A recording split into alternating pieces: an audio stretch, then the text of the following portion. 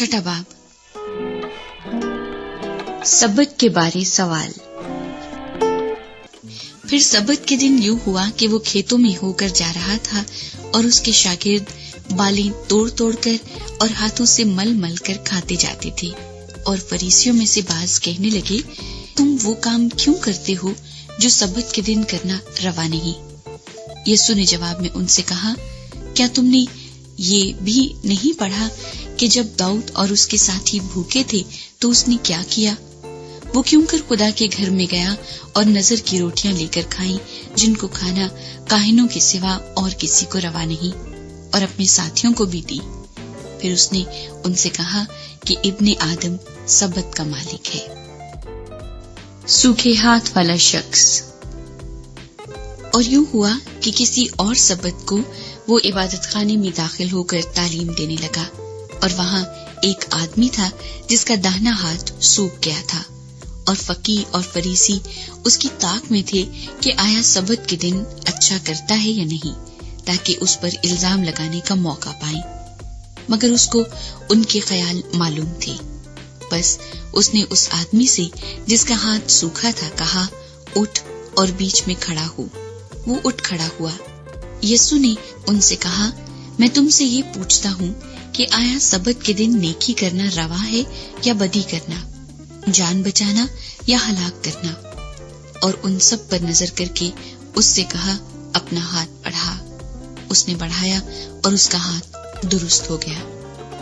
वो आपे से बाहर होकर एक दूसरे से कहने लगे कि हम यीशु के साथ क्या करें। 12 रसूल। और उन दिनों में ऐसा हुआ कि वो पहाड़ पर दुआ करने को निकला और खुदा से दुआ करने में सारी रात गुजारी। जब दिन हुआ तो उसने अपने शागिर्दों को पास बुलाकर उनमें से 12 चुन लिए और उनको रसूल का लक़ब दिया, यानी शमौन, जिसका नाम उसने पतरस भी रखा, और उसका भाई इंद्रियास और याकूब और यूहन्ना और फिलिप्पुस और बरतलमाई, और मत्ती और तोमा और हल्फई का बेटा याकूब, और शमौन जो ज़ेलोतुस कहलाता था, और याकूब का बेटा यहूदा, और यहूदा इस्करियोती जो उसका पकड़वाने वाला हुआ। तालीमी और शिफाया खिदमत। और वो उनके साथ उतरकर हमवार जगह पर खड़ा हुआ, और उसके शागिर्दों की बड़ी जमात और लोगों की बड़ी भीड़ वहां थी, जो सारे यहूदिया और यरूशलेम और सूर और सैदा के बहरी किनारे से उसकी सुनने और अपनी बीमारियों से शिफा पाने के लिए उसके पास आई थी। और जो नापाक रूहों से दुख पाते थे वो अच्छे किए गए, और सब लोग उसे छूने की कोशिश करते थे, क्योंकि कुव्वत उससे निकलती और सबको शिफा बख्शती थी। मुबारकबादियां। फिर उसने अपने शागिर्दों की तरफ नजर करके कहा, मुबारक हो तुम जो गरीब हो, क्योंकि खुदा की बादशाही तुम्हारी है।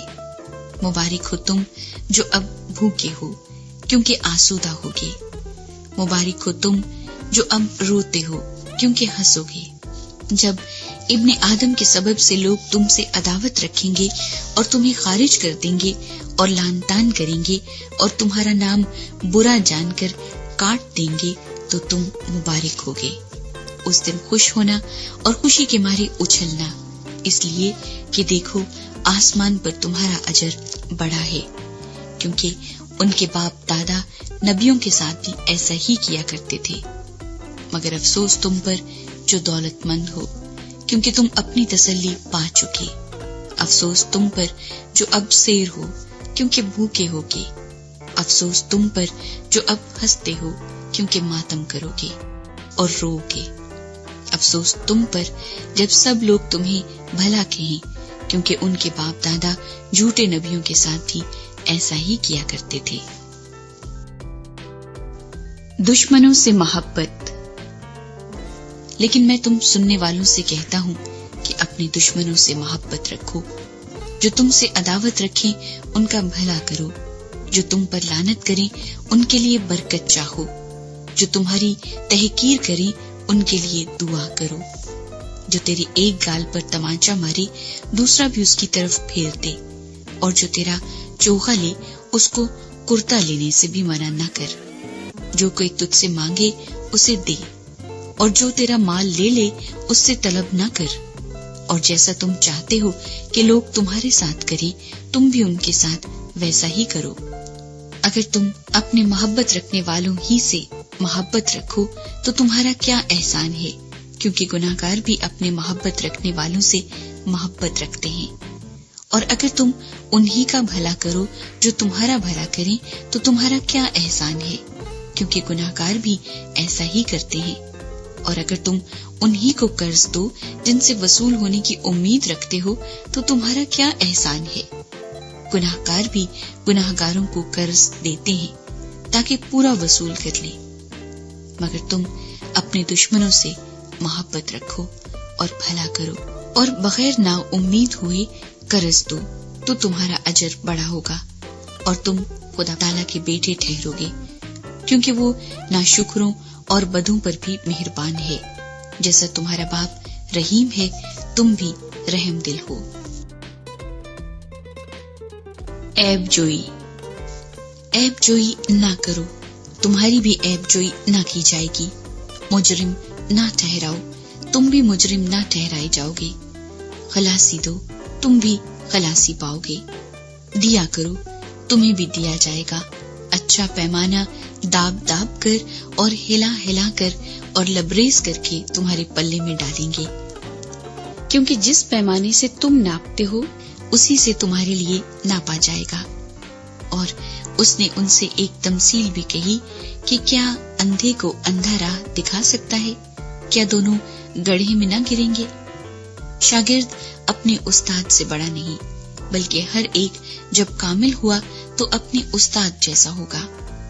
تو کیوں اپنے بھائی کی آنکھ کے تنکے کو دیکھتا ہے اور اپنی آنکھ کے شیطیر پر غور نہیں کرتا؟ اور جب تو اپنی آنکھ کے شیطیر کو نہیں دیکھتا تو اپنے بھائی سے کیوں کر کہہ سکتا ہے کہ بھائی لا اس تنکے کو جو تیری آنکھ میں ہے نکال دوں. اے ریاکار، پہلے اپنی آنکھ میں سے تو شیطیر نکال، پھر اس تنکے کو جو تیرے بھائی کی آنکھ میں ہے اچھی طرح دیکھ کر نکال سکے گا. درخت اور اس کے پھل. کیونکہ کوئی اچھا درخت نہیں جو برا پھل لائے، اور نہ کوئی برا درخت ہے جو اچھا پھل لائے. ہر درخت اپنے پھل سے پہچانا جاتا ہے، کیونکہ جھاڑیوں سے انجیر نہیں توڑتے اور نہ جھڑ بیری سے انگور. اچھا آدمی اپنے دل کے اچھے خزانے سے اچھی چیزیں نکالتا ہے، اور برا آدمی برے خزانے سے بری چیزیں نکالتا ہے، کیونکہ جو دل میں بھرا ہے وہی اس کے منہ پر آتا ہے. دو معمار. جب تم میرے کہنے پر عمل نہیں کرتے تو کیوں مجھے خداوند خداوند کہتے ہو؟ جو کوئی میرے پاس آتا اور میری باتیں سن کر ان پر عمل کرتا ہے، میں تمہیں جتاتا ہوں کہ وہ کس کی مانند ہے. وہ اس آدمی کی مانند ہے جس نے گھر بناتے وقت زمین گہری کھود کر چٹان پر بنیاد ڈالی. جب طوفان آیا اور سیلاب اس گھر سے ٹکرایا تو اسے ہلا نہ سکا، کیونکہ وہ مضبوط بنا ہوا تھا. لیکن جو سن کر عمل میں نہیں لاتا وہ اس آدمی کی مانند ہے جس نے زمین پر گھر کو بے بنیاد بنایا. جب سیلاب اس پر زور سے آیا تو وہ فی الفور گر پڑا اور وہ گھر بالکل برباد ہوا.